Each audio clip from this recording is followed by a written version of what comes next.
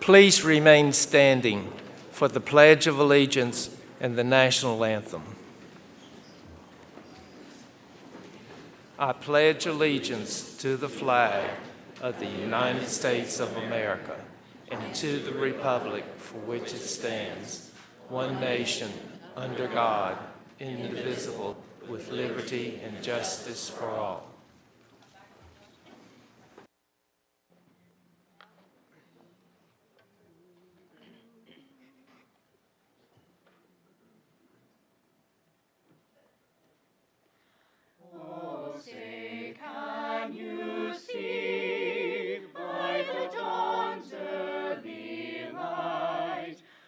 So proudly we hailed at the twilight's last gleaming, whose broad stripes and bright stars through the perilous fight o'er the ramparts we watched were so gallantly streaming, and the rockets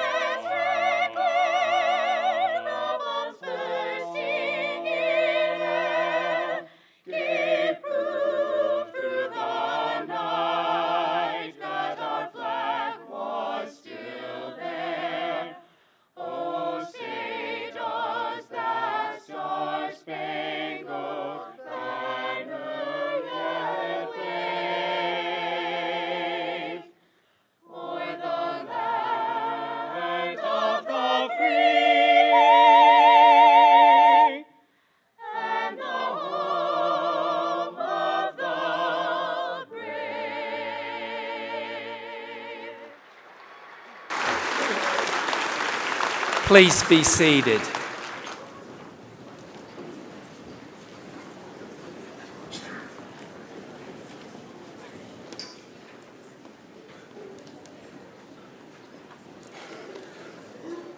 Ladies and gentlemen, the President of Concord University, Dr. Kendra Boggess.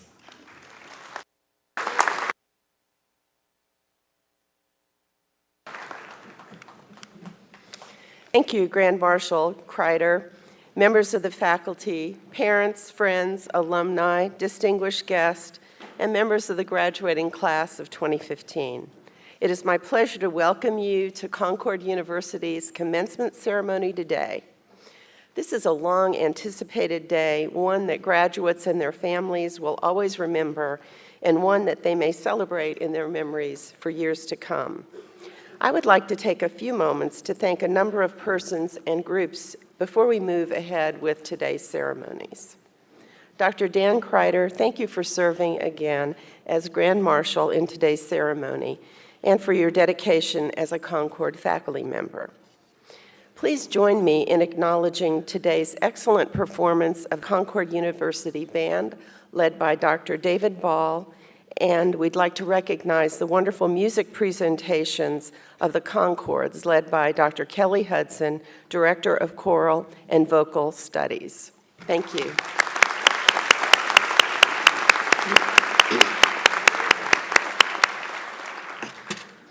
Planning ceremonies like graduations takes time. It takes attention to detail and determination.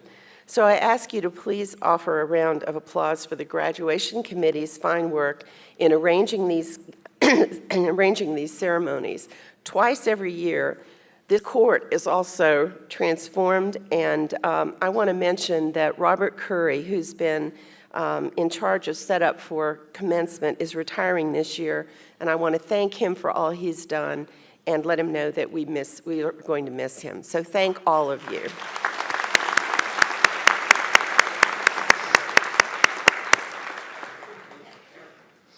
The ceremony today is also dramatically enhanced by the outstanding work of our technology team, so I'd like to acknowledge their contributions in preparing for our technological needs.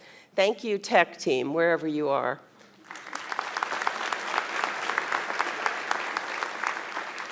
There are several distinguished individuals who are very important to the Concord University community here today, and I ask that you help me in recognizing them as well. I would like to introduce the first gentleman of Concord University, who's a huge supporter of Concord, and my lifetime partner, Mr. Ted Bogus. He is accompanied by my grandchildren, Madeline and Atticus, today. Thank you. We're also thankful to have members of our Board of Governors with us today. These individuals are appointed by the Governor of West Virginia, and they serve Concord without remuneration. They provide leadership and direction for the university. Members of the Board of Governors, would you please stand to be recognized? Mr. Elliot Hicks and Mr. Adam Rose, our student representative.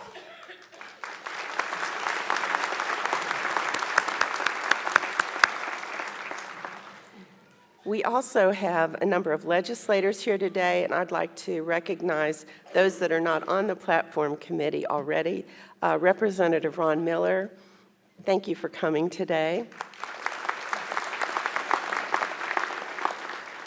We are very proud of our alumni and all that they have accomplished in their lives. If you're an alumnus of Concord, will you please stand and receive our appreciation?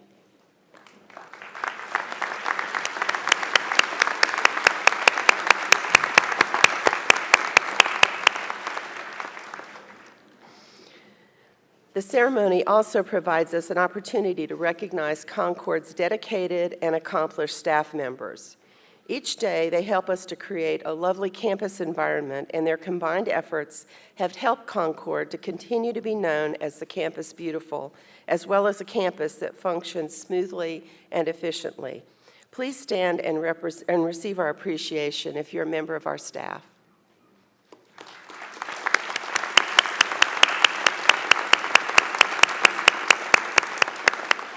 Thank you.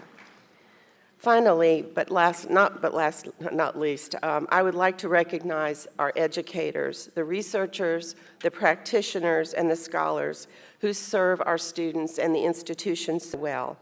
These are the people who inspire, who challenge, and who motivate our students to continue their quest for success and service as citizens of the world. These men and women have ultimately made this day possible. I ask all Concord University faculty, retired and emeriti, to please stand and receive our appreciation. Thank you for your dedication and devotion to our mission, our students, and to the state of West Virginia. Please stand.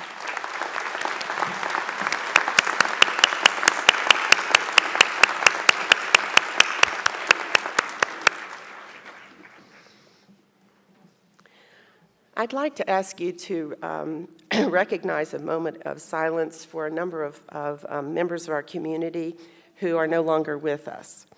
The first is a woman named Jane Clark. She was an alumnus and a member of the Concord University Alumni Association's executive board.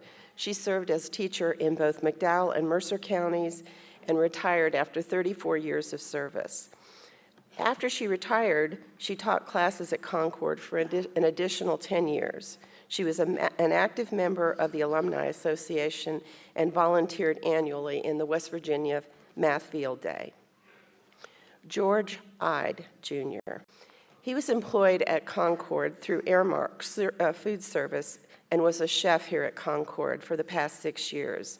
He was an avid bird lover. He enjoyed wildlife and the great outdoors. Curtis McCall was an alum and graduated in 1978, and he was a member of Concord's Foundation Board of Directors. He was president and CEO of Marquee Cinemas and other businesses, active on the Concord Foundation, a member of the Raleigh County YMCA, CNB, and others. He also served as chairman of the Mid-States Theater Association and was president of the Shady Springs Youth Football League. Dr. Daniel Rubenstein was a professor here at Concord.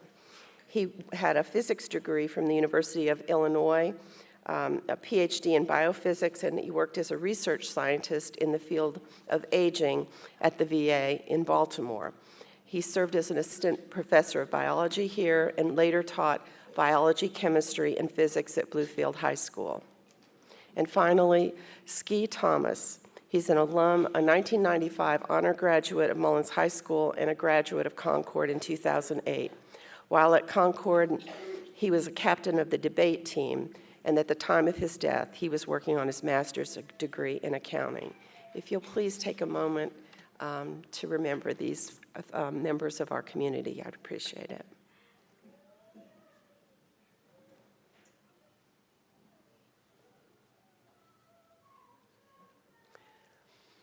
Thank you. I also wanted to mention that Emeriti President Dr. Jerry Beasley is in recovery following a heart procedure this week in Charleston, and we want to remember him in our thoughts and prayers as well. Now, last but not least, I want to mention this group of people right here in front of me, and I want to share a little information about them. They are very important to Concord's present and to our future. Profile of our students sitting in front of me, the graduating class today has 142 members.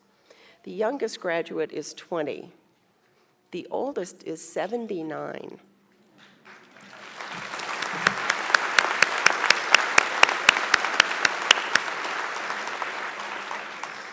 The number of undergraduate candidates, 124. The number of master's degree candidates, 18. The number who will graduate with honors, 34. More than 29 members of this class have earned Regents Bachelor of Arts degrees. Our graduates come from 12 states that include West Virginia, Virginia, Maryland, Ohio, Michigan, New Hampshire, New York, Connecticut, Florida, Pennsylvania, and North Carolina.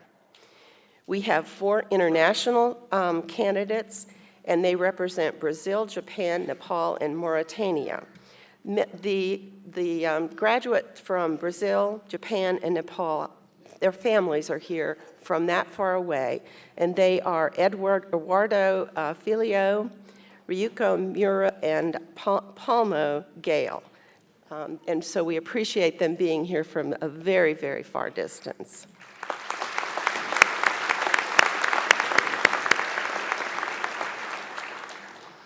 There are 6 veterans here graduating today, and we ask that you please stand so that we can acknowledge and thank you for your service.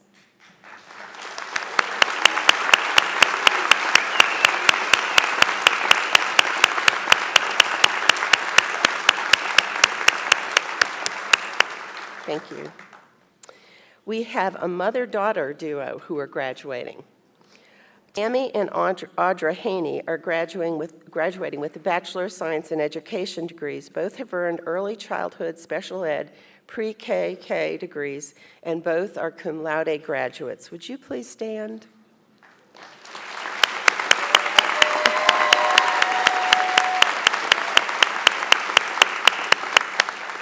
Thank you.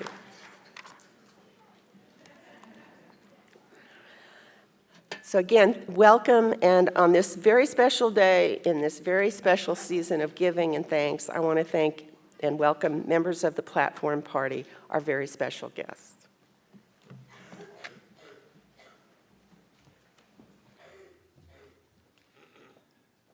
Greetings on behalf of the United States Senate will be brought by Mr. Mike Browning, Regional Coordinator of the Honorable Joe Manchin III.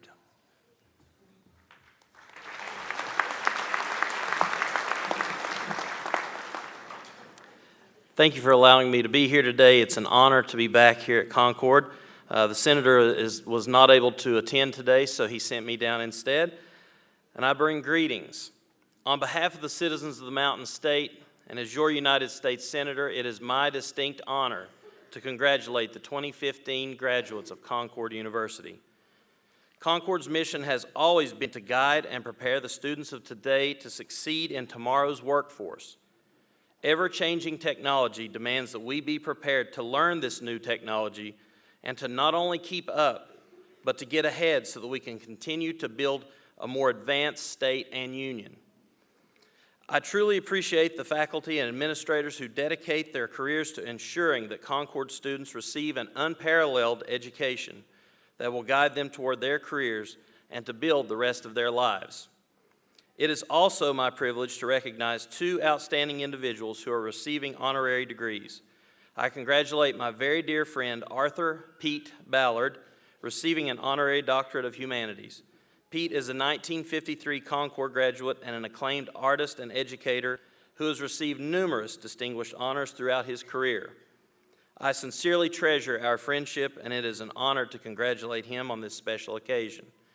Additionally, it is a privilege to recognize the legacy of James Connolly upon posthumously receiving an Honorary Doctorate of Humanities. James was a true leader in this special region and founded Conweld Industries, a business that continues to flourish. He also established a scholarship at Concord, which has helped countless students attain their higher education.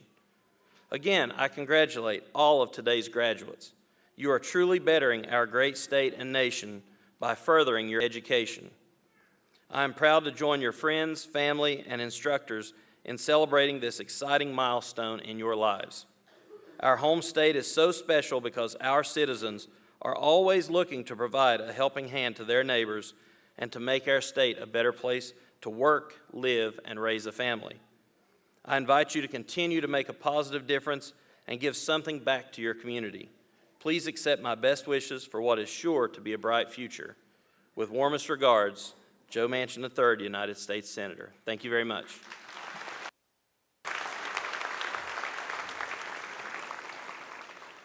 Greetings on behalf of the United States House of Representatives will be brought by Mr. Jordan Maynor, Field Representative for the Honorable Evan Jenkins.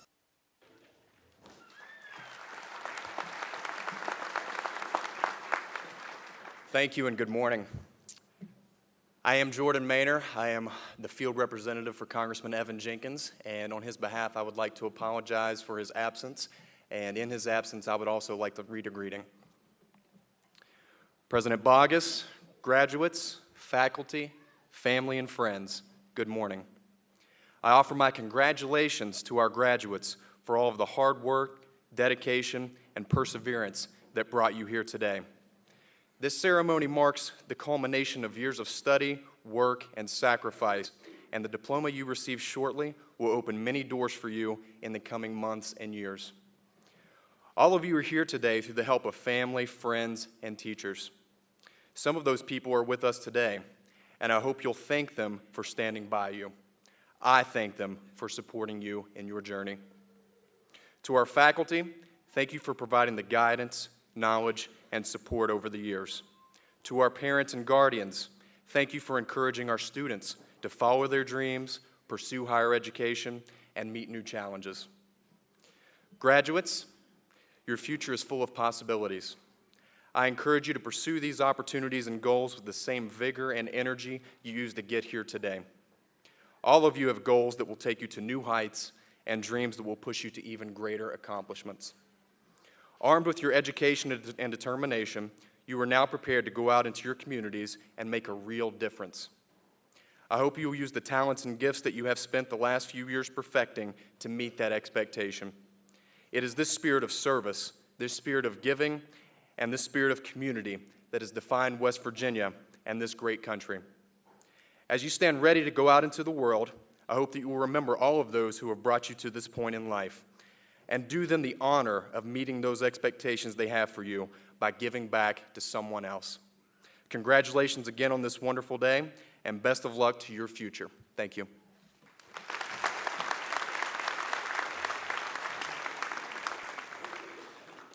Greetings on behalf of the West Virginia Department of Education and the Arts will be brought by Mrs. Kay Goodwin, Cabinet Secretary of the West Virginia Department of Education and the Arts. Thank you. Mr. United States Attorney Goodwin, Mr. President Bill Cole, Mr. Chairman Elliott Hicks, dear friend and honorary degree recipient today, Pete Ballard, I bring you greetings, honored guests, and graduates. I bring you salutations from Governor Earl Ray Tomblin. I am honored and delighted to share this day's celebration with you. Your legacy began when you entered Concord University. Today, you have triumphed. You have joined a great and glorious family of those who value excellence, leadership, commitment, and service above self. Among you may be one who will discover a cure for the incurable, or one who will create a great work of art or literature. Some of you are young. Obviously, one of you is 79, but all are gifted, all exceptional, all contributors to your communities, your state, and your nation. We are so proud of your present and abiding accomplishments. You depart to make a positive impact on a challenging and global world. We wish you Godspeed in your endeavors. With you goes our best hope for peace and progress in our state and in our nation, and I salute you. Thank you.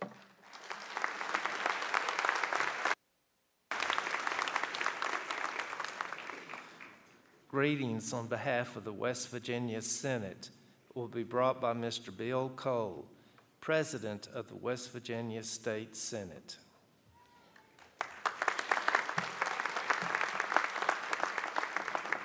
Thank you. Good morning, and welcome to you, proud graduates, family, and friends. I'd like to also extend a special welcome to my dear friend Pete Ballard, soon to be Dr. Ballard, and to the family of Jim Connolly. Today, the university will award both these fine gentlemen with honorary Doctorate of Humanities degrees, and it is my honor to be present for such a moment. Graduates, in the journey of your lifetime, today will be one of your proudest milestones. Today, you are graduates of Concord University. Your hard work, your dedication, your hours of studying and preparation, and maybe your occasional test anxiety has finally been rewarded. In just a few short minutes, you'll receive your diplomas, and this chapter of your life will end. And what will you do now? It's kind of a scary question, I know. Pages are blank before you, and every day you get an opportunity to change the course of your story. You, more than your circumstance, will decide your future. You must take that to heart and choose how your story develops. In many ways, it's similar to my story. I came home from college, immediately went to work in a family business. Then I went to business for myself. Later, my story took another turn when I entered public service. Then another turn when I became president of the West Virginia State Senate. Legislatively, my goal has always been to make West Virginia a place that is rich with opportunity. I want our state to be a place where our youth are able to stay and to build their futures, but I also want to make it a place that beckons to others to come here and lay down their roots. If I might, just a short life lesson. There's a reason that the windshield is larger than a rearview mirror. Rearview mirror is simply history. It's where we've been. We all might want to do things to change it, but we can't. But we need to learn from it. The windshield, on the other hand, is the life ahead of you. It's where you're going. And it's big, and it's full of opportunity. As you head out into the world, I know you'll take with you the lessons you've learned and the memories you've made during your time here at Concord, Campus Beautiful. And you will continue to make your families and this state proud. I wish you nothing but the best of luck and a life full of rich success. May God bless each and every one of you. Thank you.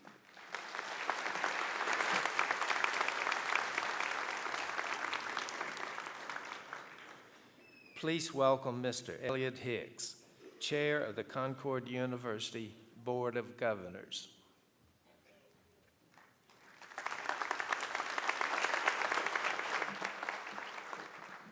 Thank you. On behalf of the Board of Governors and the faculty of Concord University, I'm pleased to announce that James Jim Connolly will be awarded the degree of Doctor of Humanities honoris causa posthumously.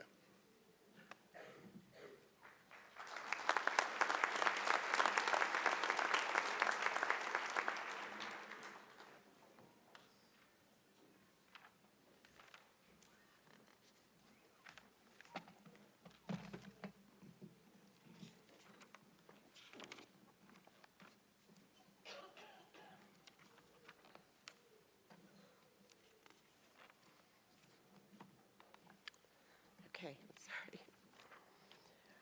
Mr. Jim Connolly was a personal friend to so many residents of Mercer County, and I was honored to consider myself one of those friends. I wish so much that he could have been here to share this special day. You're going to learn a little bit more about Mr. Connolly in a moment, but I think I'd like to share a story that might tell you how important Jim believed education to be. He often, in his later years, had dinner at Applebee's in Princeton, and at times, my husband and I would stop to speak with him and his guests. He always sat at the same table, and he always had the same waitress. I later learned that he was helping this waitress, who was a student at Concord, to complete her degree. I learned that when he asked me later to help her to get a class that she needed, that he had also helped her get a computer because she didn't have one. He was the kind of person who looked around, who knew that people needed help, who wanted to serve, and he helped many others. So I think many of us admired him for those and many other qualities, and I hope you will now join us in recognizing Mr. Connolly's commitment to the university and to the area. The citation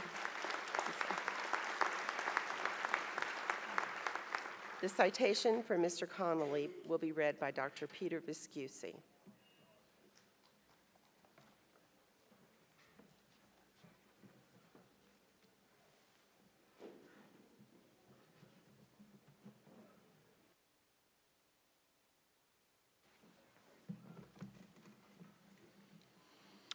James D. Jim Connolly. A native West Virginian, James D. Jim Connolly was born in the community of Widemouth in 1930. He grew up in Bakersfield, North Carolina, and following graduation, returned to West Virginia to work in the coal industry. Mr. Connolly founded Conweld Industries in Princeton, West Virginia in 1974. He started the business in a small building with only a few employees and served customers on the East Coast.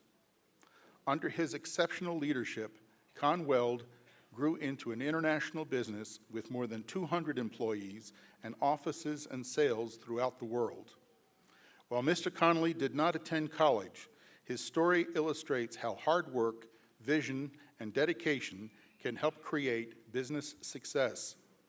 He understood the value of a college education, however, and backed that belief by establishing the Conweld Scholarship at Concord University. Thanks to his generosity, area students have benefited from this scholarship.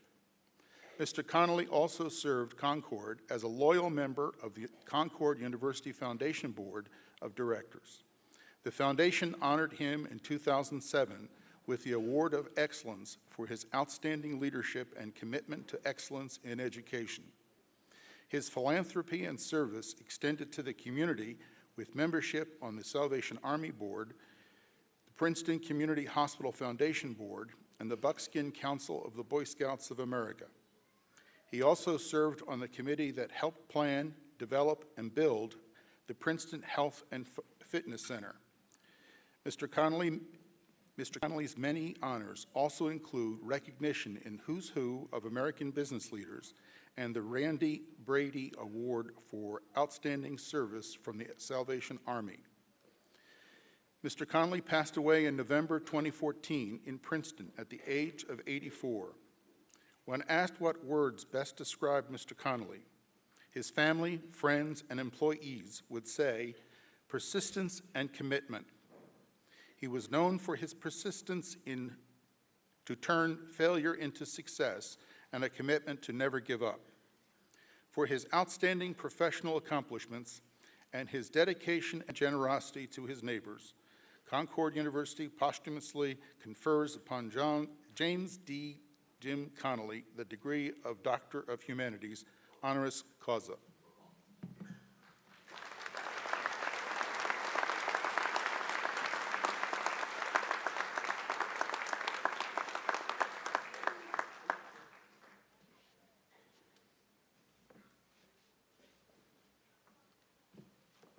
Well, I'll start out by saying that much of what I was going to say has already been said.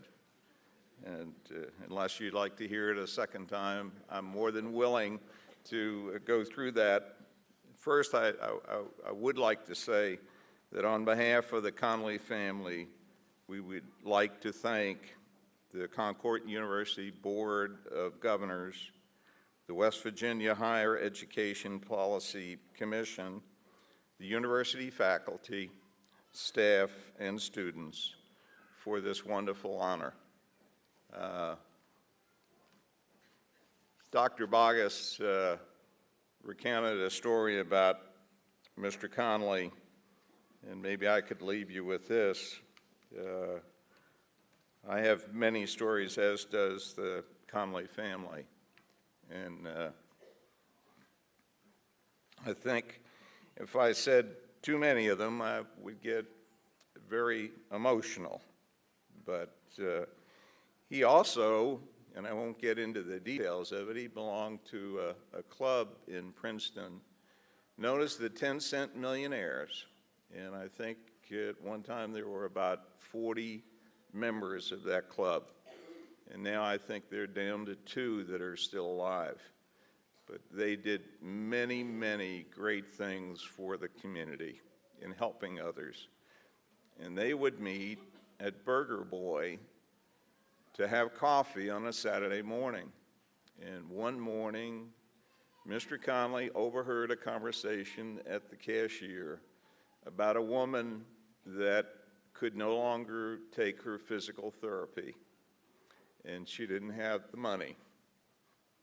And Jim didn't know her, and he found out who she was and paid all of her expenses, including all of her expenses in the future that she needed for physical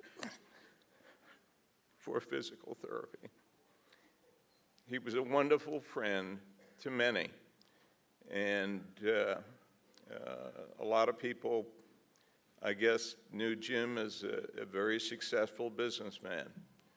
To think that he started his business in the basement of his home in 1974, and it went on to become a worldwide manufacturing company that is very successful both domestically as well as internationally in this world.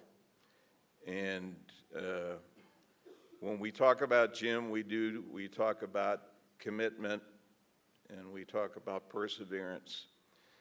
I told some of the family I was going to say this.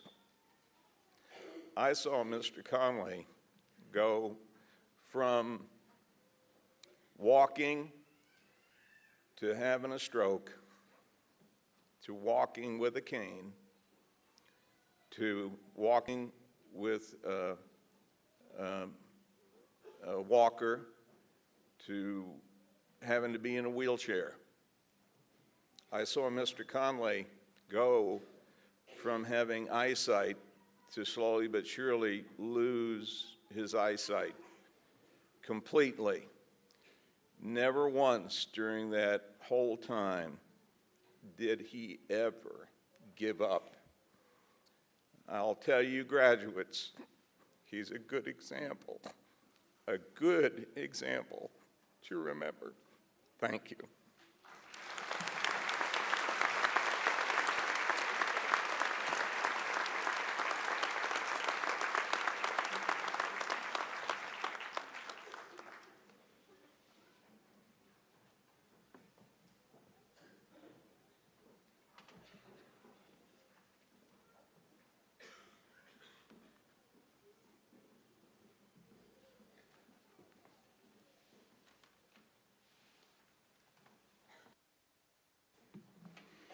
And again, on behalf of the Board of Governors and the faculty of Concord University, I'm pleased to announce that Mr. Arthur Pete Ballard will be awarded the degree of Doctor of Humanities honoris causa.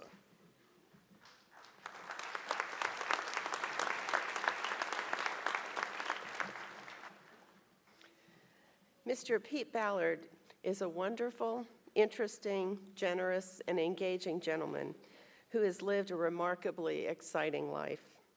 Once you hear from Mr. Ballard today, I believe you will recognize him as talented, as kind, and as giving an individual as you've ever met, who must have enlivened any classroom or gathering of friends of which he was a part throughout his life. I was fortunate to be able to meet Mr. Ballard here at Concord after he was honored as the Grand Groundhog Watcher in 2012. We shared a luncheon with members of the cabinet a few years later and were enthralled by the stories of his adventures and travels. About a year ago, on the occasion of Mr. Ballard's 84th birthday, I traveled to a wonderful little restaurant in Peterstown that I think is his second home. It's called The Hometown, where dozens of Pete's friends gathered to celebrate his amazing life and their friendships with him. He is the kind of person who wants to help others, and we certainly admire those qualities in him. I hope you'll join us now in recognizing Mr. Ballard's remarkable life and his generosity and commitment to Concord. The citation for Mr. Ballard will be read by Dr. Peter Viscusi.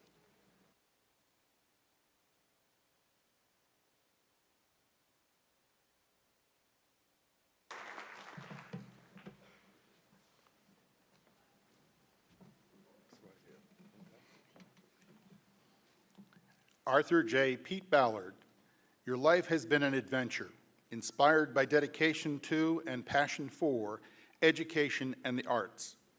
Your journey has taken you far from your birthplace of Welch, West Virginia, to locales around the globe. Today, returning to West Virginia, you make your home in Peterstown, bringing your own unique blend of culture, creativity, and friendliness to this community and to your neighbors. After receiving a degree in education from Concord in 1953, you dedicated yourself to teaching for many years at the North Carolina School of the Arts in Winston-Salem, North Carolina. Your career as an educator also led you to Saudi Arabia, Vietnam, and China. Your illustrious career as an artist has brought you much acclaim. A nationally known costume designer, museum costume historian, and conservator, you have achieved special recognition for your exquisitely designed and crafted fashion dolls. You have generously donated these delightful creations to numerous museums.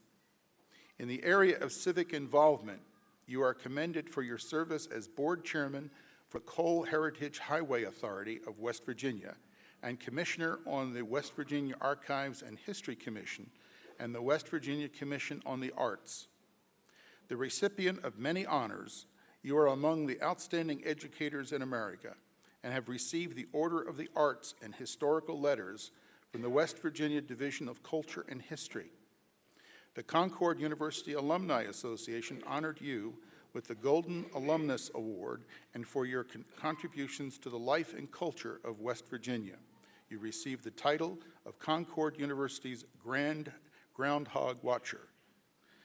Your work with costumes earned the Award of Merit from the North Carolina Historic Preservation Society and a Golden Globe Award from the National Retail Merchants Association. You are a recipient of the Distinguished West Virginian Award and the state's Order of the 35th Star. Your exemplary accomplishments have been entered into the congressional record. For your outstanding career achievements and for your generosity in sharing your creative talents with others, Concord University confers upon you, Arthur J. Pete Ballard, the degree of Doctor of Humanities, honoris causa.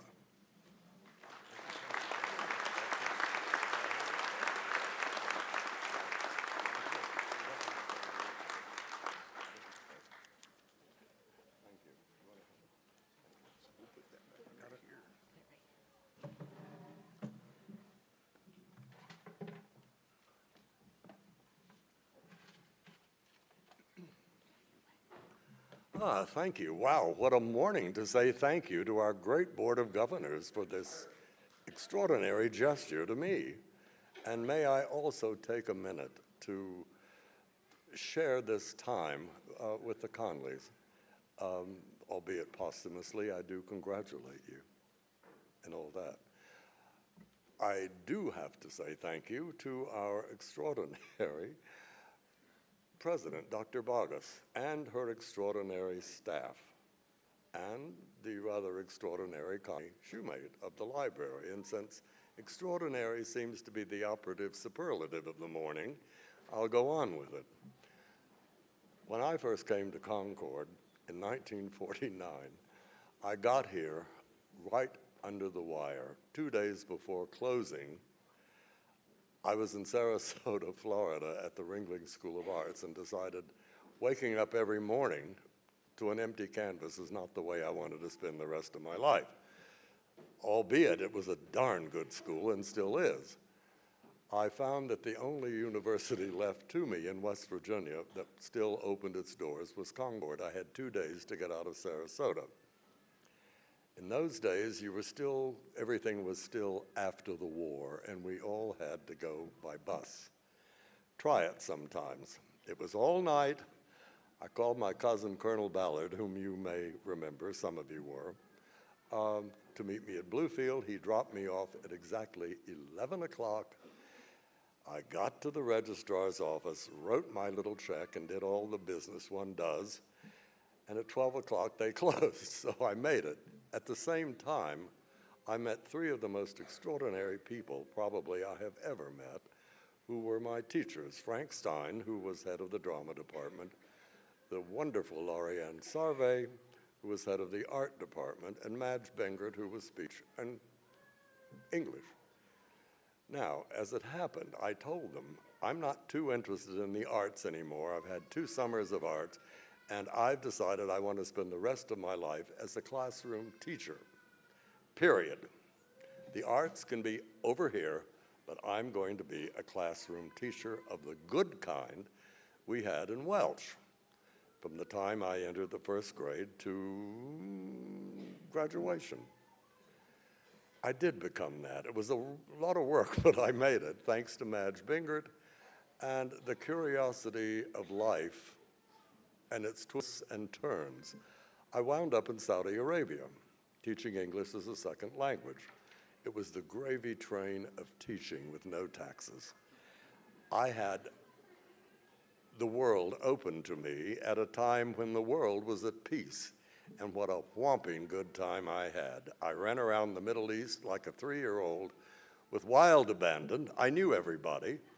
The Shah of Iran allowed me to go to Palmyra, Persepolis. Of course, I could go to Isfahan and Shiraz. All those places Lauriane Sarve taught me about. King Hussein of Jordan was kind enough to allow me to go to Persepolis, to Jerash, and to Petra.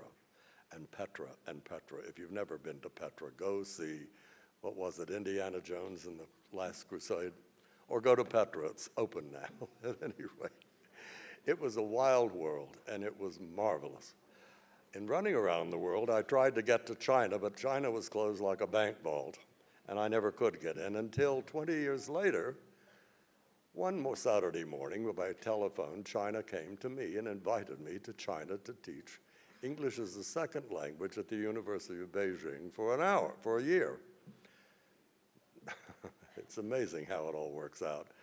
Frank Stein got me into the theater. It was a brief career, but I did wind up with a kind of national reputation that allowed Harvard to offer me its Loeb Theater. I declined after thinking about it for about 30 seconds because I'm still a classroom teacher.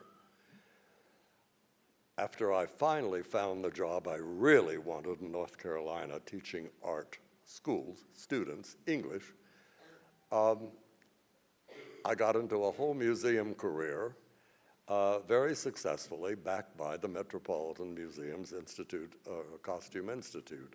When Stella Blum, who was head of the thing, decided to retire, she offered me the job. Wild horses couldn't get me to Manhattan Island for longer than 2 weeks. I can't stand the place. So I declined and stuck to my classroom teaching. So I've been very happy as a classroom teacher with all the frou-frou of the arts on the side. Last week, 2 of my Chinese students called and they were determined to come over here for this event. I told them they were idiots and don't do it. So they didn't. It's been a wild, wonderful, and crazy life. I've met everybody I ever admired as a child in the arts, in politics, in every other thing, from kings to queens to you name it. And this is thanks to Laurie Ann and Frank and Madge. Now, several years ago, I was invited to be in the main collection, the permanent collection of the Butler Institute of American Arts, which is the oldest museum of American arts in America. And that was a shock, as today is a shock. You know, there's some things you don't get over, you don't want to get over, and you just let it go. They chose what they wanted, and not long after, they called and decided they wanted a collection of my dolls, my historic fashion dolls, which are spread all over the country, and I made them a collection. So now I'm not only there with all the old American masters, but I've one-upped the American masters. I have a doll collection, which is still being exhibited. So it's been a great run. And thank you, Laurie Ann, thank you, Frank, and thank you, Madge. We were all friends until they died. And before I leave today, I have to say thank you to the good Lord, because his divine guidance has got me there. I couldn't possibly have opened any of these doors. And biblically, we are promised in old age, we have honors and blessings. Well, today I provide, at my 85th year, I provide the old age. He provides the blessings. Thank you for allowing me to share this time with you. Good luck.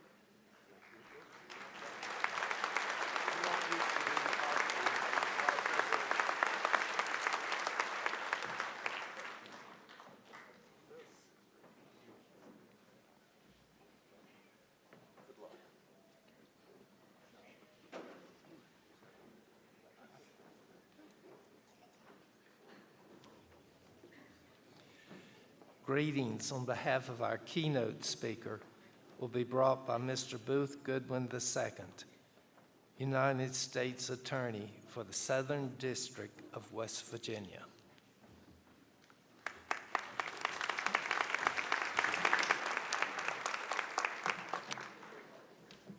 Thank you so much. It is a delight for me to be here today.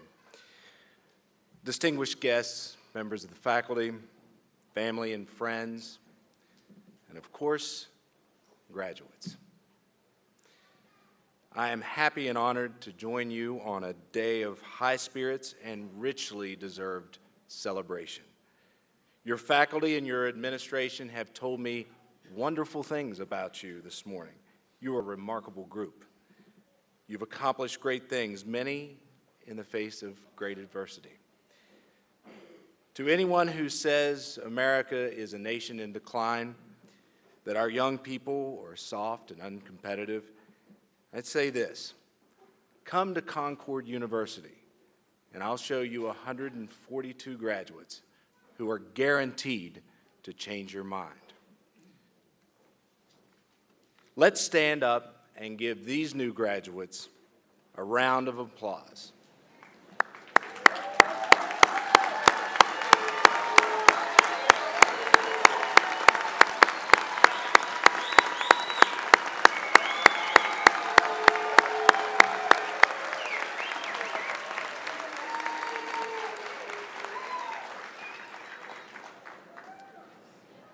Congratulations to all of you.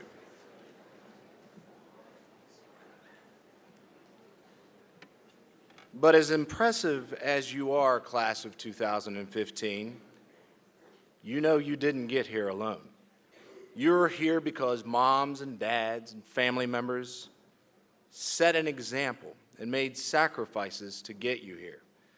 So graduates, it is your turn to stand and say thank you to your parents and family members who have supported you, who've gotten you here today. Let's give them a round of applause.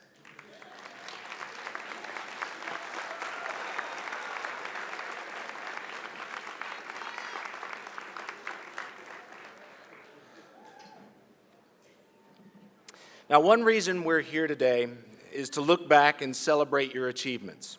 And you've certainly earned that. And after spending the vast majority of your life in school, you finally reached the prize. But that prize comes with a big question. What now? Today is not just the end of a long journey. It's the beginning of an even longer one. We're not here so much to look back, but as to look forward.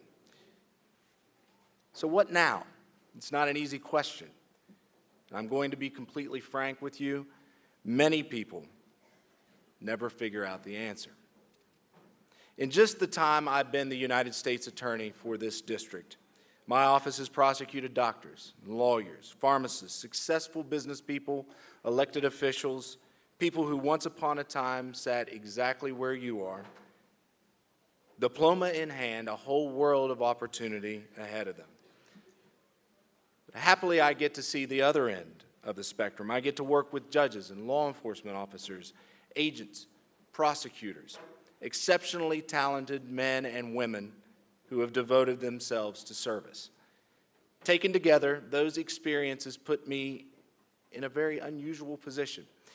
Every day when I go to work, I see the very best and the very worst that human beings are capable of, often in the same courtroom. It's taught me a great deal about the decisions and the habits, good and bad, that determine the course of a life. And it allows me to offer you some modest guidance as you set sail on life's seas. Now, it's traditional to give graduates a gift. The best kind of graduation gift isn't an envelope with cash in it, although that's nice too. Hint. The best gift is something with a deeper meaning, something to help guide that new graduate along the way. So today, I come bearing gifts. But unfortunately for you, I had to pay for them out of my own pocket, so you're going to have to share. Down under here, I have 5 things for you. 5 gifts to get you through the journey you are starting here. And I'm going to give you 5 rules for living a good and successful life. I'll make you a promise. Use these gifts each day. Follow the rules that I'm going to give you, and you will reach the destination that you want. So, let me dig in.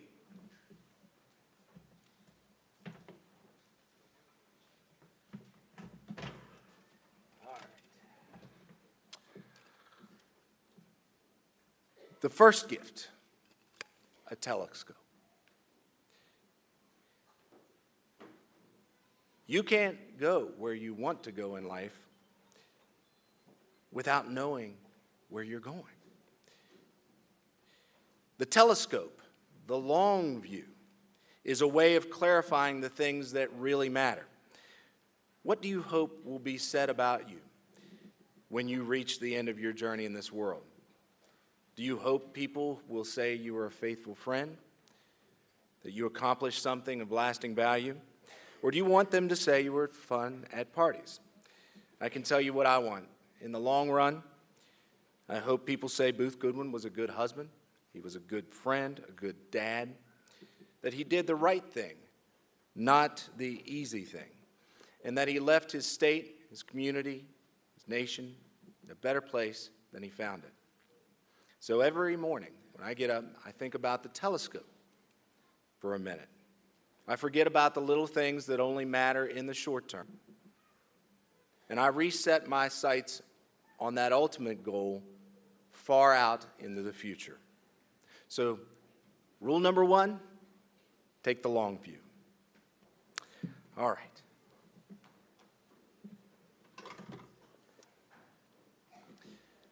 The next thing I brought for you is a pair of shoes.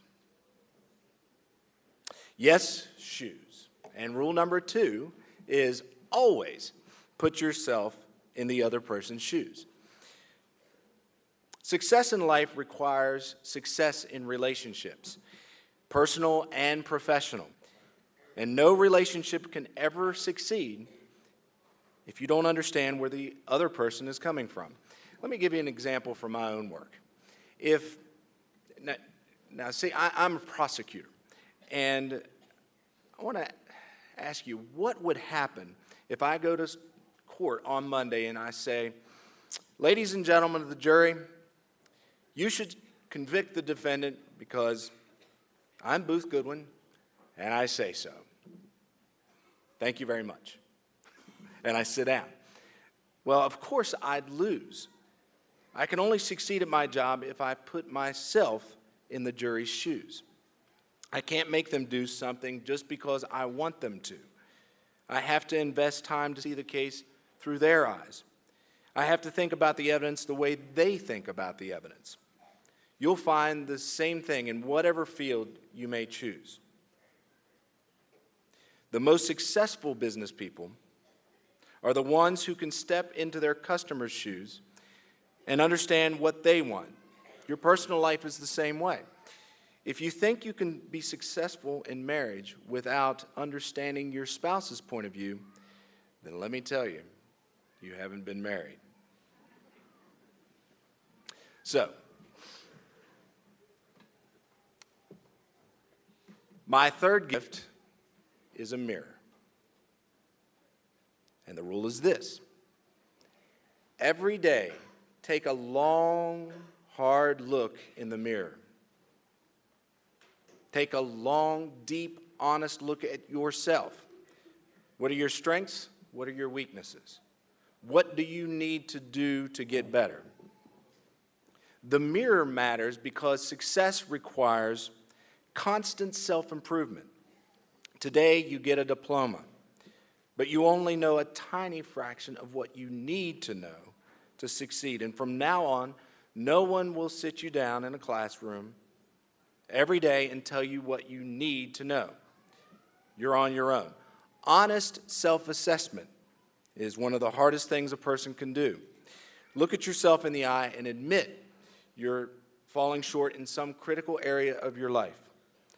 We'd rather ignore our flaws and blame them on someone else. But until you look in the mirror with absolute honesty, there's no way to improve. So, gift number 4.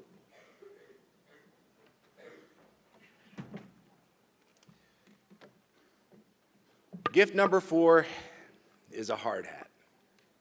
And the rule is this: life is tough. Be tough back. At some point in your life, every single one of you will fail at something. I mean, you will fail. We all do. Even Warren Buffett makes a bad deal sometimes. Even Jessee puts out a lousy album now and then. Winners separate themselves by the way they bounce back from disappointment. Let me remind you about the career of America's most successful failure, Abraham Lincoln. Lincoln started out running a general store. In 1831, that store failed. In 1832, he ran for the Illinois legislature and he lost. In 1833, he started another store, which also failed. In 1834, he went bankrupt. In 1838, he lost a race for Speaker of the House of Representatives. In 1843, he sought his party's nomination for Congress and lost. In 1849, he applied to be Illinois' land commissioner, and he was rejected. In 1854, he ran for the United States Senate, and he lost. In 1858, he ran for Senate again, and he lost again. But finally, in 1860, he ran for President of the United States of America, and he won. Remember Lincoln's example. Put on the hard hat and persevere. Now, I know I promised 5 gifts, but here's a little something extra before I finish.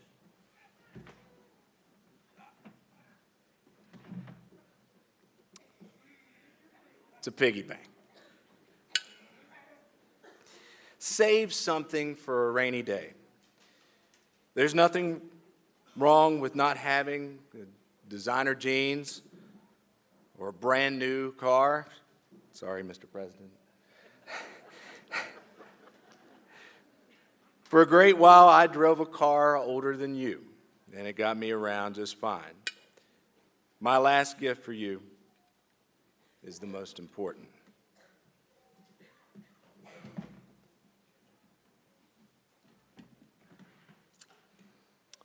And it is this.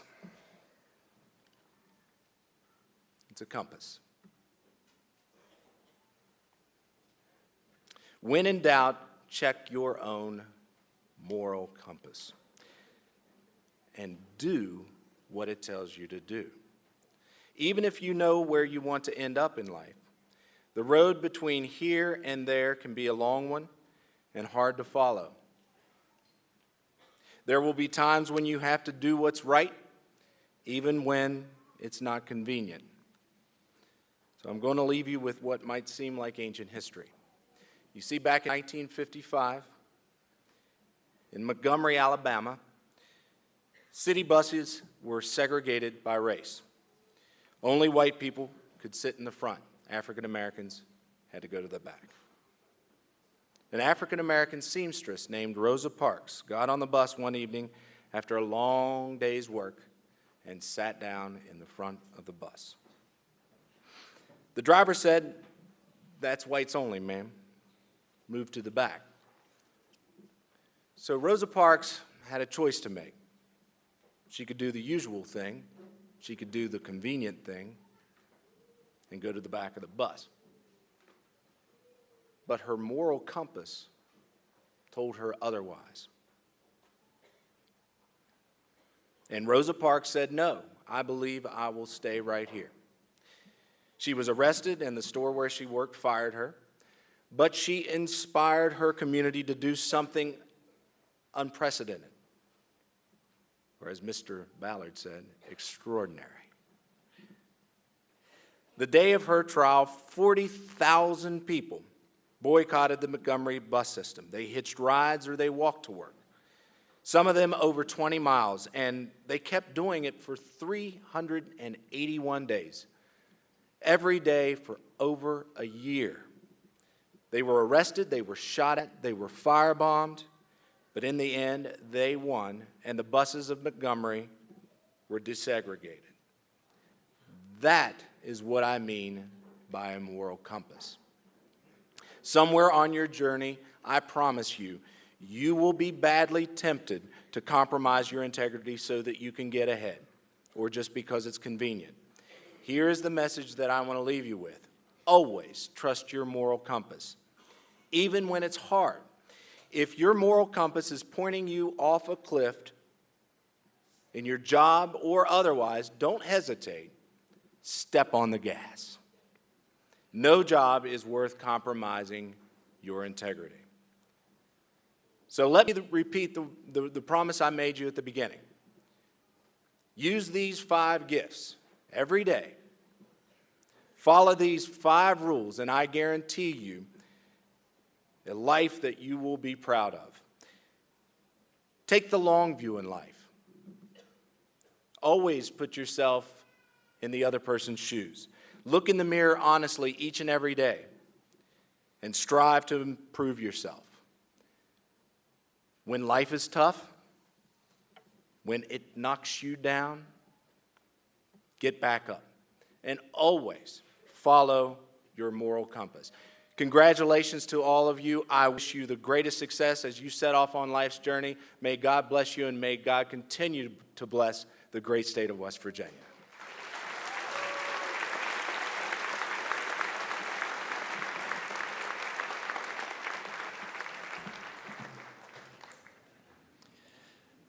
Greetings on behalf of the Concord University Board of Governors will be brought to the graduates by Mr. Elliott Hicks, Chair of the Board of Governors.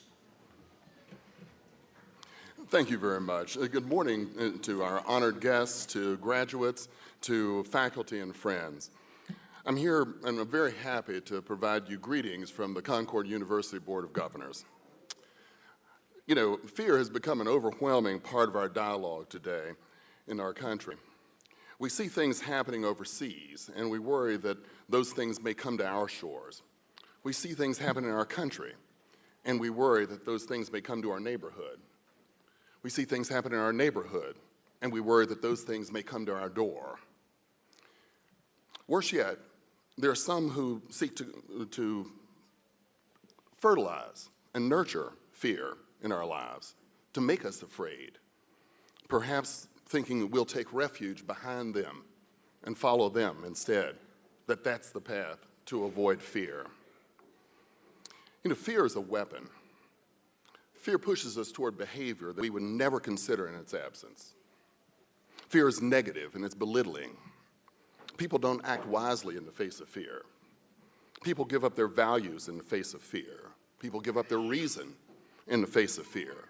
The antidote to fear, though, is education and knowledge. Two separate things. Getting the education, having knowledge. We can look to the wisdom in the story of the Wizard of Oz for some guidance there. Dorothy's fears fell away when she pulled back the curtain and gained the knowledge that the wizard was no more powerful and no more intimidating than she. Just as you have had the experience of fear, you've also had the experience of losing your fear once you become more familiar with what you were afraid of. Here in my native state, warm, wonderful West Virginia, we've seen fear of our economic future stoked. And in too many cases, our reaction has been to retreat into our own shell. We've been convinced by some to abandon the team spirit that has made our country great, that has made parts of our state great. We fear helping 10 people, worried that one person might take advantage of us. We fear those who aren't in our own tribe. In some ways, we've stopped supporting the most important medicine against this fear, education. We see funding to our colleges, to higher education cut. You who are graduating from this institution have far fewer fears than you had when you came here. You're not as easily intimidated as you were before because you know more and you understand more. You Concord graduates must take this message out into the world and say out loud, we've cast aside the fears we had before. We've replaced fear with knowledge. We are not afraid. When you look at the story that Pete Ballard told, when you listen to the story that Pete Ballard told you about fearlessness, that's where you see the compass that Goodwin just talked about to help guide you and learn that fear should have no place in your life. And after we do all of that, we have to bring others with us. And that's the mission that you have as graduates of the university. And I ask our new graduates to take that light of knowledge with you as you move to your next adventure and to pass that torch of knowledge to all those you will influence, and you will influence many. Make Concord proud and make the world proud. Congratulations to you and welcome to your position as Concord alum.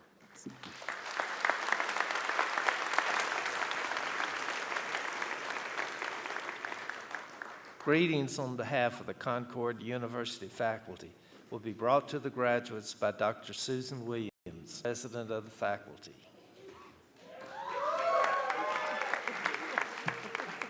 Well, thank you.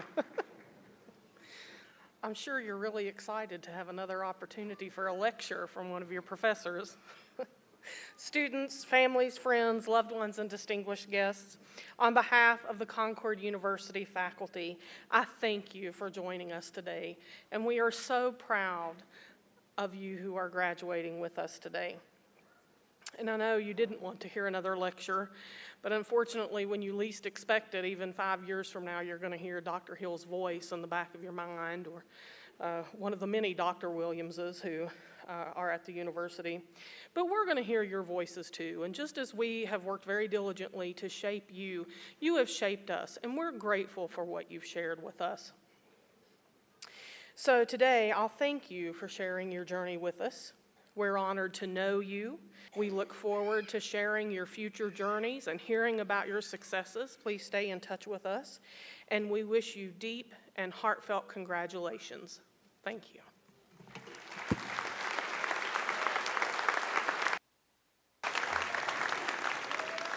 Greetings on behalf of the Concord University Alumni Association will be brought to the graduates by Mrs. Rose Kessinger, President of the Alumni Association.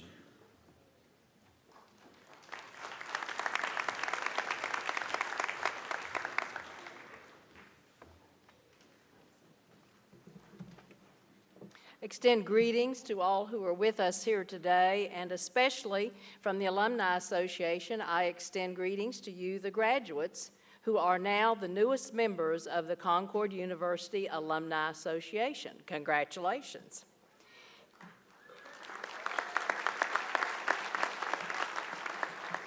Since its inception, Concord University has established a distinguished legacy of quality education.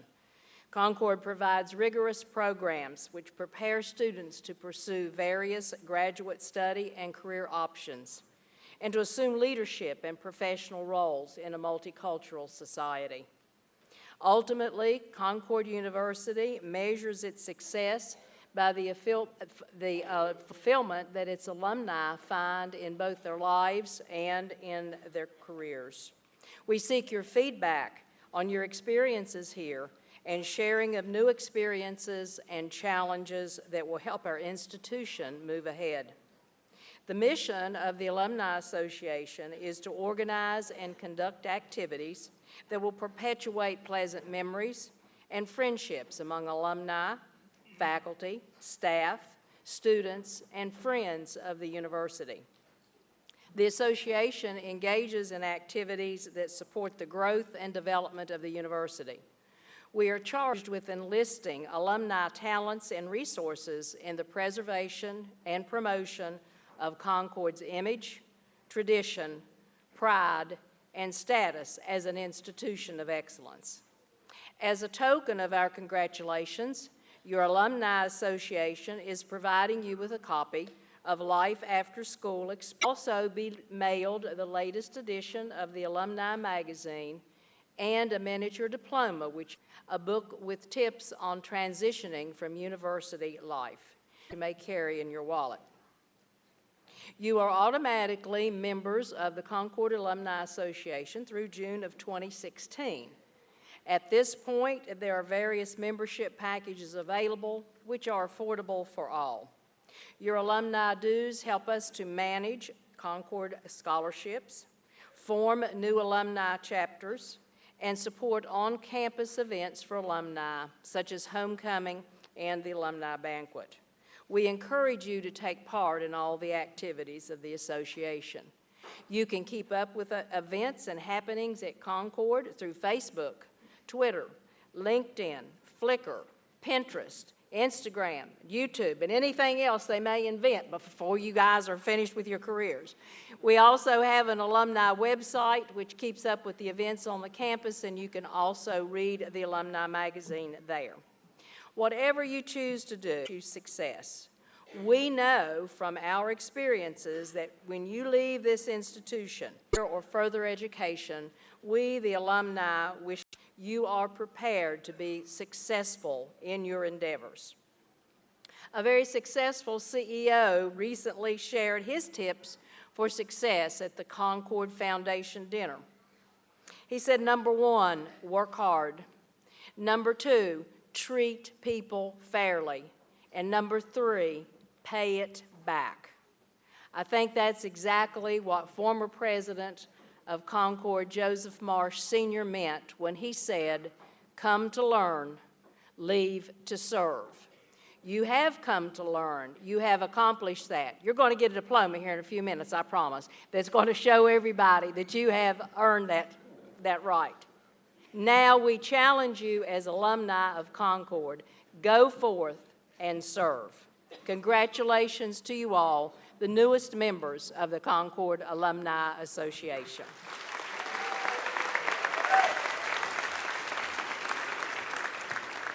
Greetings on behalf of the Concord student body will be brought to the graduates by Ms. Ronnie Wood, President of the Student Government Association.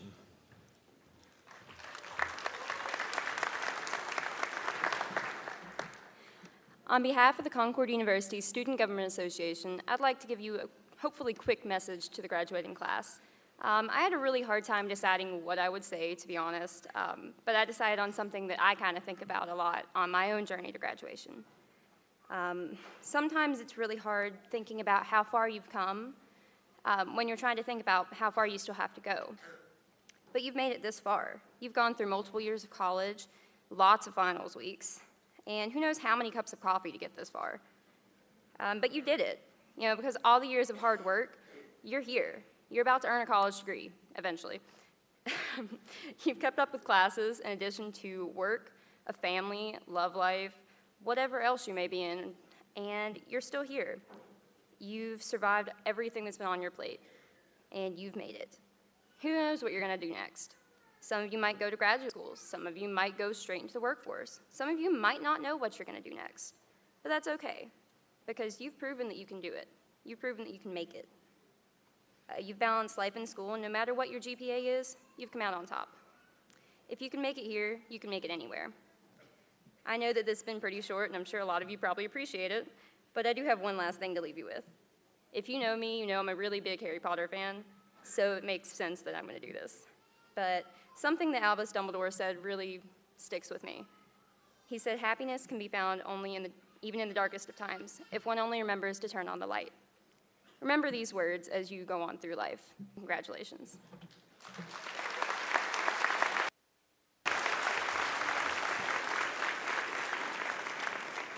Greetings on behalf of the December class of 2015 will be brought to the graduates by Amber, Nicole, Lynn, Jessee, Valedictorian.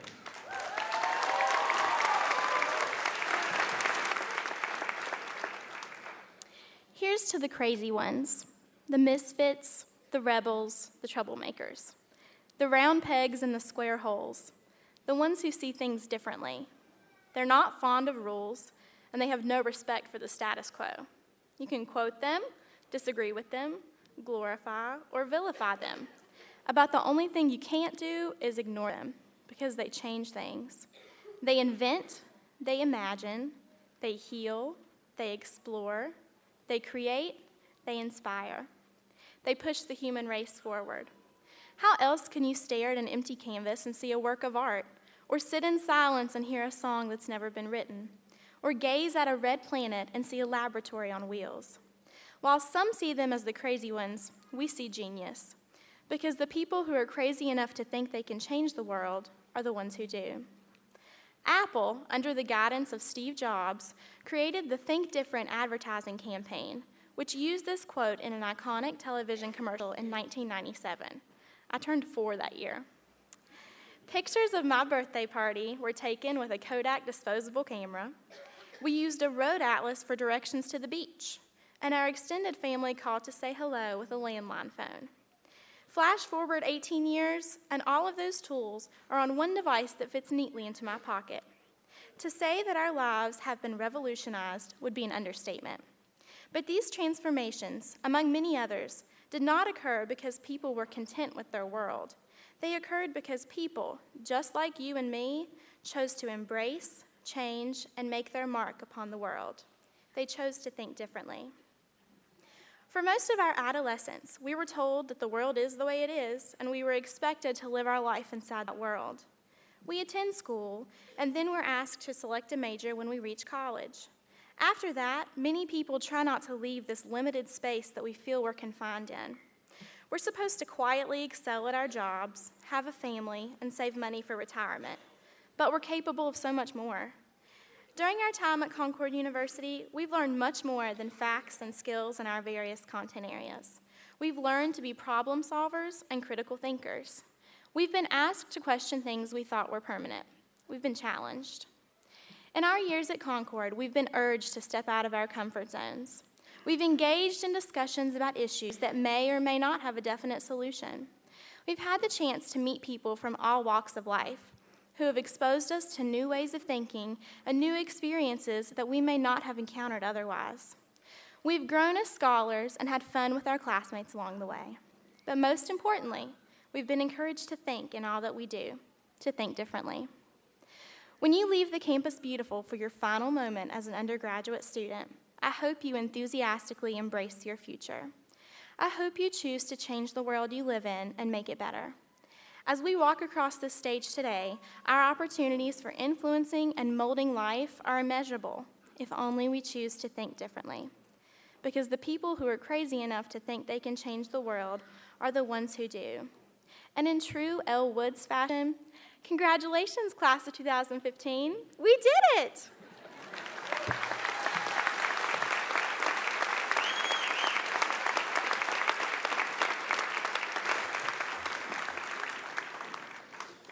We would now like to recognize our students graduating with institutional and field honors. Will those students please stand and be recognized?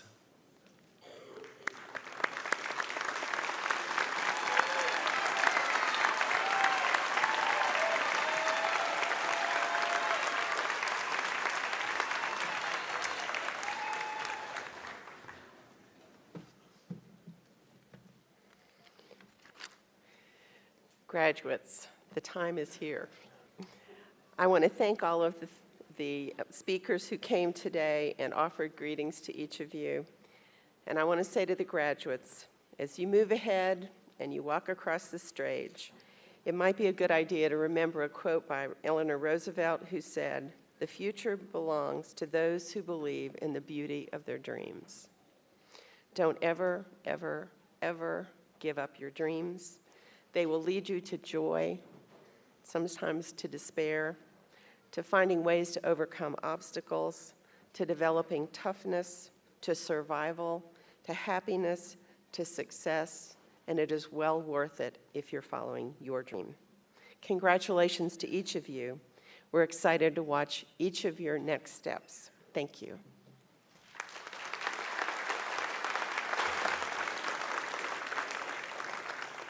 At this time, the candidates for degrees in course will be presented to the President by Vice President and Academic Dean, Dr. Peter Viscusi. The class of December 2015 will please stand.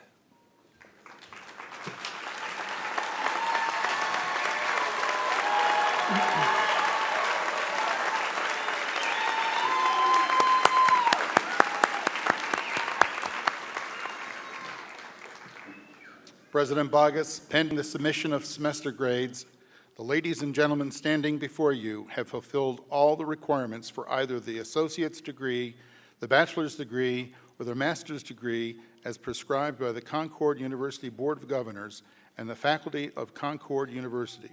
I am pleased to present these candidates to you for recognition and the granting of degrees.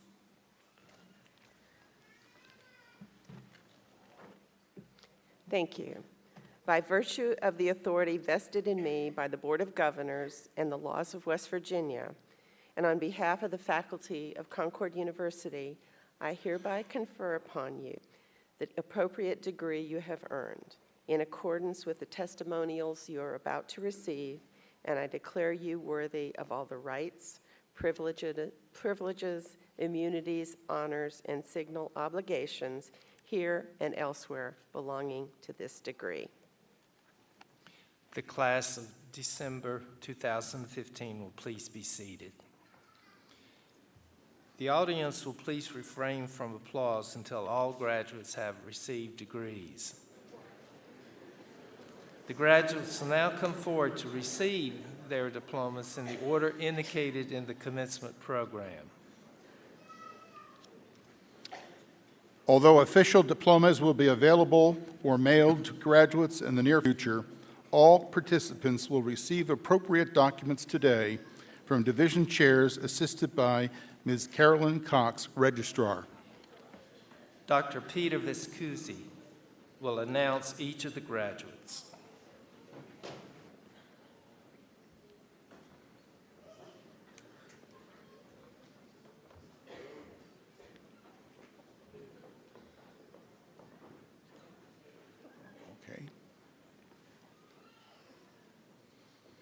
Dr. Kathy Liptak, Graduate Coordinator for the Master of Education and the Master of Arts in Teaching, will assist Dr. Cheryl Barnes, Associate Dean, with the hooding of Master of Education and Master of Arts in Teaching candidates.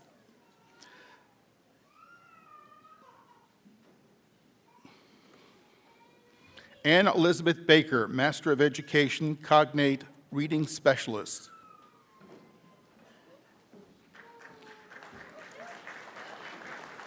Neil Madison Berge, Master of Education, Cognate Educational Leadership.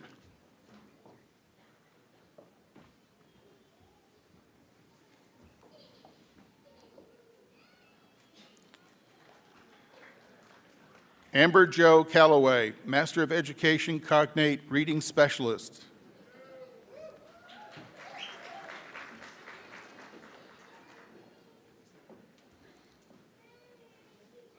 Samantha Jane Duncan, Master of Education, Cognate Educational Leadership.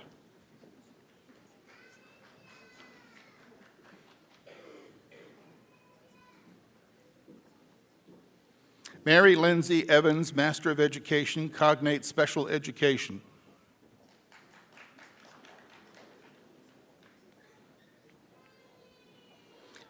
Victoria Ann Grogan, Master of Education, Cognate Educational Leadership.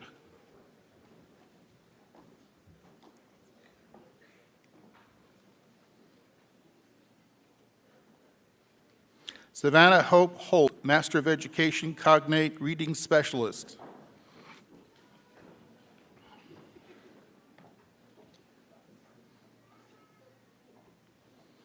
Angela Louise Hughes, Master of Education, Cognate Reading Specialist.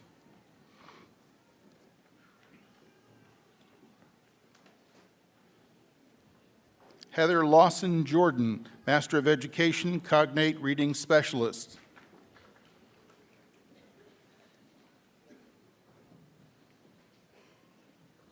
Heather Marie Lane, Master of Education, Cognate Educational Leadership.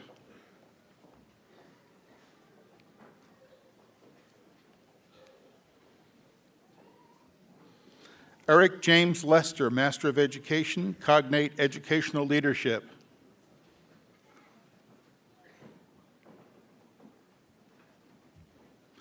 Tammy Michelle Steele, Master of Education, Cognate Reading Specialist.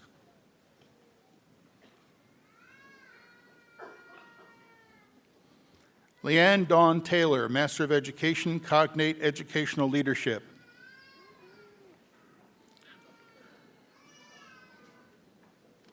Elena Downer Witt, Master of Education, Cognate Reading Specialist.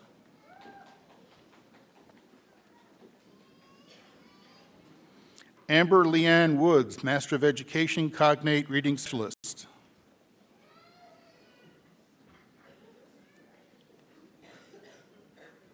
Melissa May Workman, Master of Education, Cognate Educational Leadership.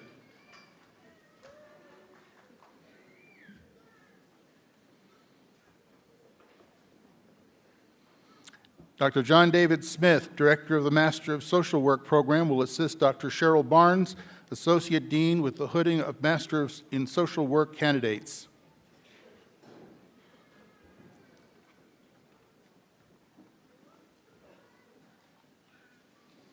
Gary Lee Fisher, Master of Social Work.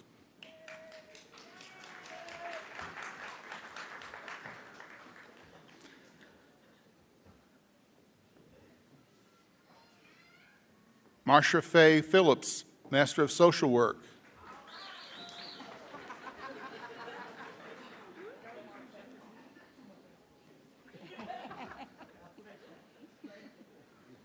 That's it. Representing the Division of Business is Dr. Susan Robinette, Chair of the Division of Business.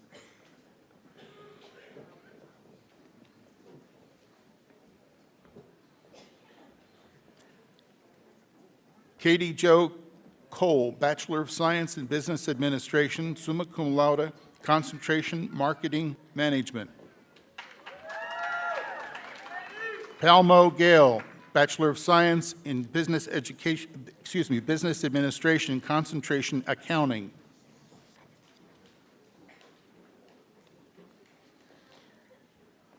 Jared Daniel Groves, Bachelor of Science in Business Administration, Concentration Management.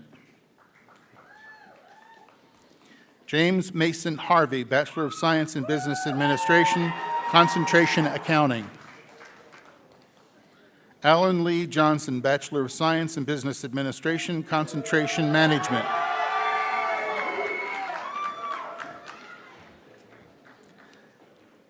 Ryuki Mura, Bachelor of Science in Business Administration, Concentration Finance. Crystal C. Snipes, Bachelor of Science in Business Administration, Concentration Marketing Management. Elizabeth Marie Walsh, Bachelor of Science in Business Administration, Concentration Management. Alexander Nicholas Williams, Bachelor of Science in Business Administration, cum laude, Concentration Finance.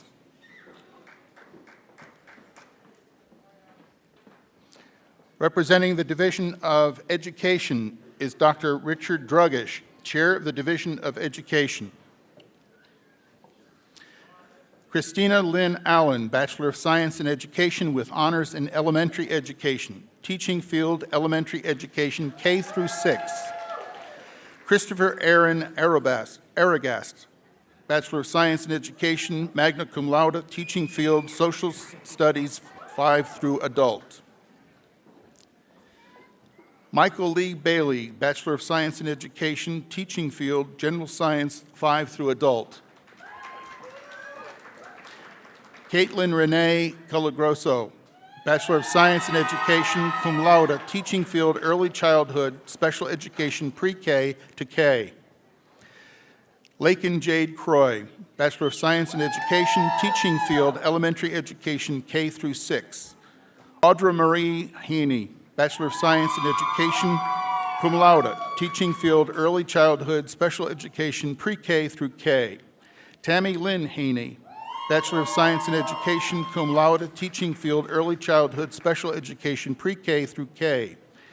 Amber Nicole Holdren Burnup, Bachelor of Science in Education, teaching fields 5 through 9 general science, 5 through 9 mathematics, and 5 through adult health education. Amber Nicole Lynn Jessee, Bachelor of Science in Education, summa cum laude, teaching fields elementary education K through 6 and early childhood special education pre-K through K. Jordan Elizabeth Manning, Bachelor of Science in Education, summa cum laude, teaching field elementary education K through 6. Jake T. Muncy, Bachelor of Science in Education, teaching field social studies 5 through adult. Benjamin Adam Nestor, Bachelor of Science in Education, teaching fields physical education pre-K through adult and health education 5 through adult. Stacy Danette Pinardo, Bachelor of Science in Education with honors in special education, teaching fields elementary education K through 6 and multi-categorical special education K through 6.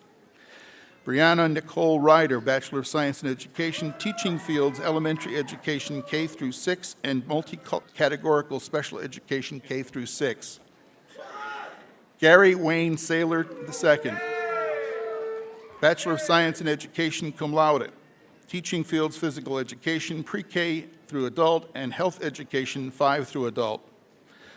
Lauren Madison Sneed, Bachelor of Science in Education, summa cum laude, teaching field elementary education K through 6.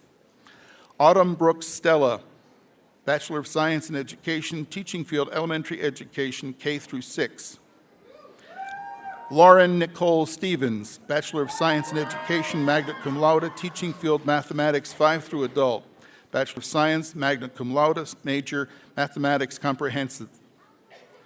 Maria Denise Taylor, Bachelor of Science in Education, teaching field elementary education K through 6. Amber Dawn Tilley, Bachelor of Science in Education, teaching field elementary education K through 6. Jamie Lee Troskowski, Bachelor of Science in Education, teaching field art pre-K through adult, Bachelor of Arts, majors, studio art and history. Leanne Denise Watson, Bachelor of Science in Education, summa cum laude, teaching fields physical education pre-K through adult, health education 5 through adult, elementary education K through 6. Stephen Douglas Webb, Bachelor of Science in Education, teaching fields, physical education, pre-K through adult. Mary Beth Withrow, Bachelor of Science in Education, teaching field, elementary education, K through 6. Representing the Division of Fine Arts is Mr. Jack Scheffler, Chair of the Division of Fine Arts. Della Rachel Allen, Bachelor of Arts, major studio art. Andrew S. Gondor, Bachelor of Arts, major advertising graphic design. Brianna Nicole Gunter, Bachelor of Arts in Communication Arts, cum laude, concentration public relations. Emily Madison McNeil, Bachelor of Arts, cum laude, major studio art. Jacob Donald Slutko, Bachelor of Arts, major advertising graphic design. Sarah Catherine White, Bachelor of Arts in Communication Arts, concentration broadcasting journalism. Nathan Carl Wilcox, Bachelor of Arts in Communication Arts, concentration broadcasting journalism. Derek Michael Williams, Bachelor of Arts, major advertising graphic design.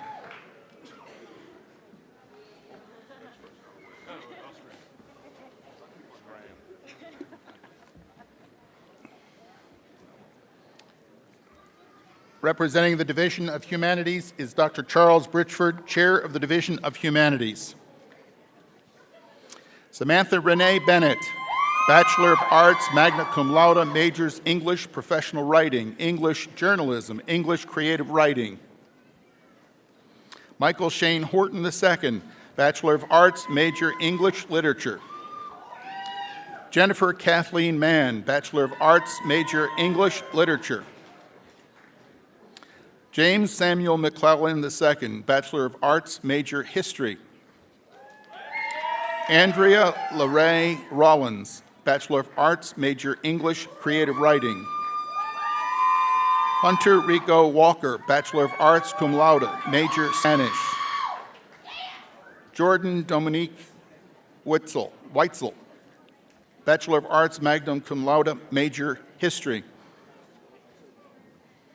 Representing the Division of Science, Mathematics, and Health is Dr. W.R. Winfrey, Chair of the Division of Science, Mathematics, and Health.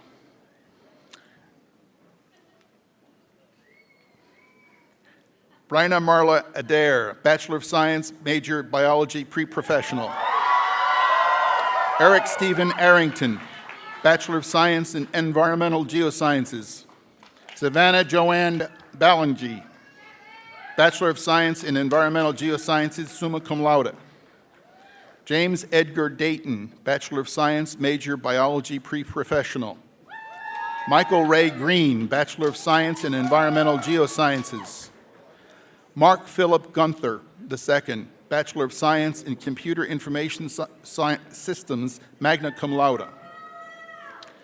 Morgan Brett Hypes, Bachelor of Science, cum laude, major Biology, pre-professional. Tyler Travis Kerr, Bachelor of Science, major Biology, pre-professional. Noah Boyd Mitchum, Bachelor of Science, major Chemistry, pre-professional. Mackenzie Renee Prince, Bachelor of Science, major Biology, pre-physical therapy. Cameron J. Russell, Bachelor of Science, major Biology, pre-professional. Suzanne Rebecca Skeldon, Bachelor of Science in Environmental Geosciences. Sonia Marie Whitaker, Bachelor of Science, major Biology, pre-professional. Representing the Division of Social Sciences is Dr. Susan Williams, Chair of the Division of Social Sciences.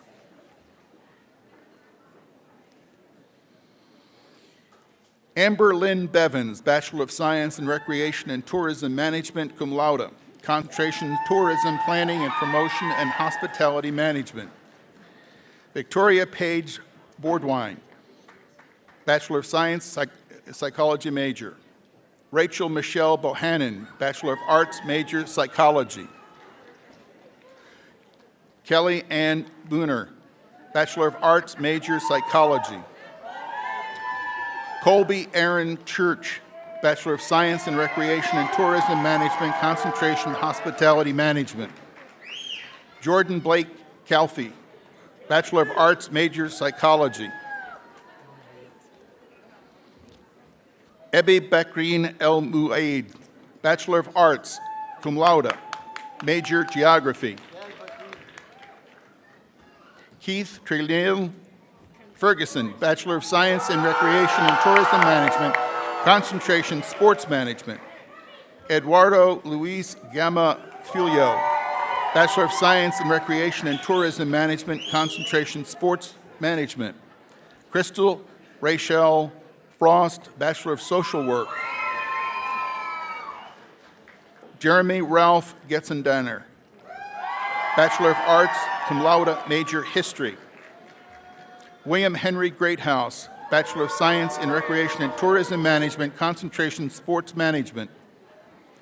Thomas Harold Kimbaugh, Bachelor of Science in Recreation and Tourism Management, concentration Sports Management. Hunter Ryan Horton, Bachelor of Arts, major Political Science. Jasmine Maggie Jimenez, Bachelor of Arts, major Political Science. Weston Kent Keith, Bachelor of Science in Recreation Tourism Management, cum laude, concentration Park and Recreation Management. Rebecca Joy Lewis, Bachelor of Science in Recreation and Tourism Management, concentration Hospitality Management. Jonathan Andrew Lloyd, Bachelor of Arts, major History and Sociology. Kayla Miranda McReynolds, Bachelor of Science in Recreation and Tourism Management, concentration Hospitality Management. Karen Renee Mullins, Bachelor of Arts, major Psychology. Courtney Renee Phillips, Bachelor of Arts, major Geography. Douglas Brian Richmond, Bachelor of Arts, major Political Science. Luis Angel Serrano, Bachelor of Science in Recreation and Tourism Management, concentration Sports Management. Allison Renee Sizemore, Bachelor of Arts, cum laude, major Psychology.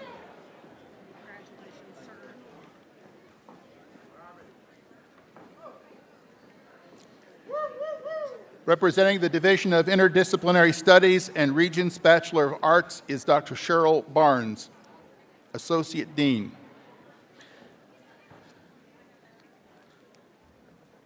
Which one's which? Robin Rosemary Abrams, Regents Bachelor of Arts. Amanda Dawn Bailey, Regents Bachelor of Arts. Nicole Danielle Banks, Regents Bachelor of Arts. Zachary Allen Cook, Regents Bachelor of Arts, cum laude. Tanya Nicole Cox, Regents Bachelor of Arts. Hannah Louise Deskins, Regents Bachelor of Arts.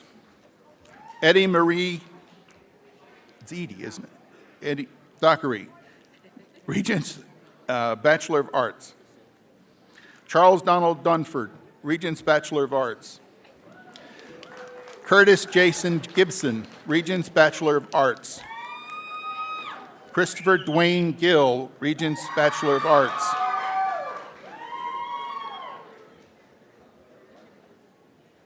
You have a card? Christopher Dwayne Gill, Regents Bachelor of Arts. Melissa Grace Greenway, Regents Bachelor of Arts. Leslie Ann Hamby, Regents Bachelor of Arts.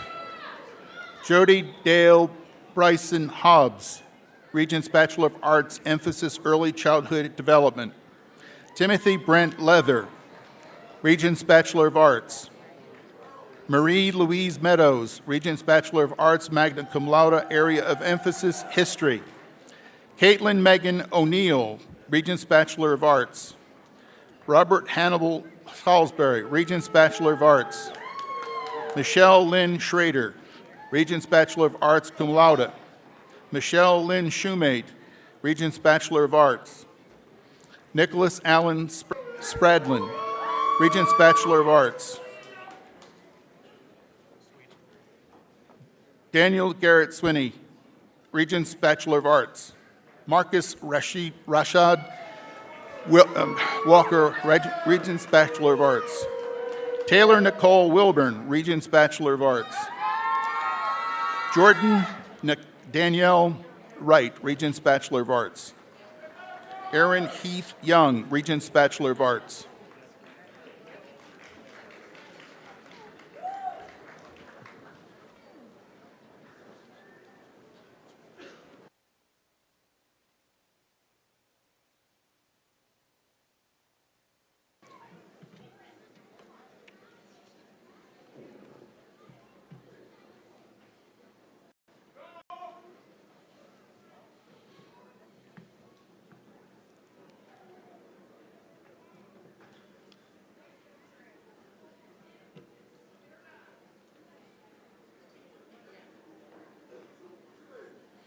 It is customary at this time for the graduates to move their tassels from right to left.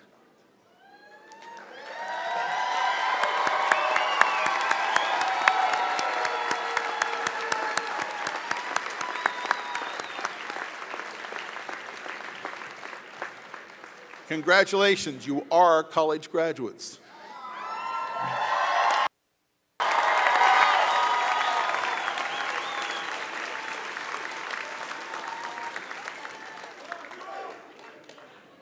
Please stand and join us in singing the Concord University Alma Mater, located on the back cover of your commencement program. We will be led by Concord University Concords. Concord, we hail thee, hats off to you.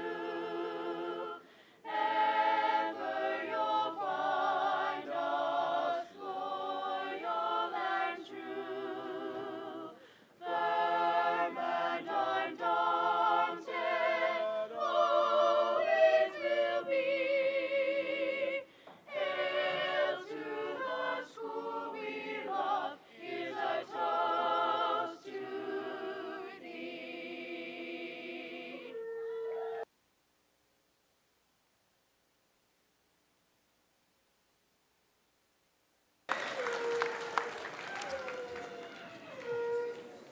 Please join us for a reception in the small gymnasium.